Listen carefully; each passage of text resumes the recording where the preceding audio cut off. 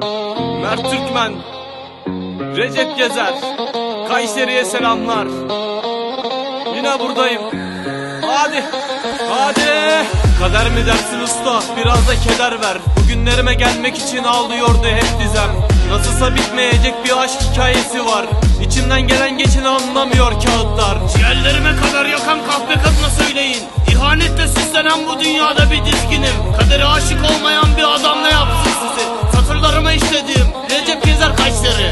Biraz yaşlı gözlerimle kan ağlıyor sabahlar. Endişeyle uyandığım her sabahta kahır var. Güven sorunu olmayan bir insan yoktur ki babam. Güz gülüne teslim olmadan gelmeyecek bahar. Sancıyan bu sol yanımı kesin kahpe dostlarım. Ben gülerken gülerdi bak parçalandı aynalar.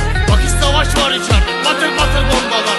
En güzel de yok gözümüz, kan revadır satırlar. Sancıyan bu sol yanımı kesin kahpe dostlarım. Ben gülerken gülerdi bak parçalandı aynalar. Vakit savaş var içeride, batır batır bombalar. En güzel de yok gözümüz, kan revadır satırlar. Ölüme saat yoktur anne, kaybedilen güvenler. Gerçek olmayınca sevgi diz çöküyor sevenler. Gece gündüz emek verip paramparçaydı eller. Belki bize kazanmayı istemedik birader. İşte böyle yazar çizer kağıt dayanmaz baba. Hikayemde 20 sene kaybettiğimiz heba.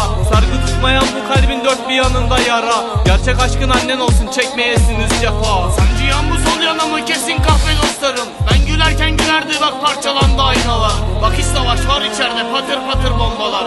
En güzel de yok gözümüz, kan revadır satırlar. Ölüme saat yoktur anne, kaybedilen güvenler. Gerçek olmayınca sevgi düş çöküyor sevenler. Gece gündüz emek verip paramparçaydı eller. Belki biz de kazanmayı istemedik birader. İşte böyle yazar çizer kağıt dayanmaz baba. Hikayemde 20 sene kaybettiğimiz heba. Sargı tutmayan bu kalbin dört bir yanında yara. Gerçek aşkın annen olsun, çekmeyesiniz cefa. Çekmeyesiniz cefa. Çekmeyesiniz cefa.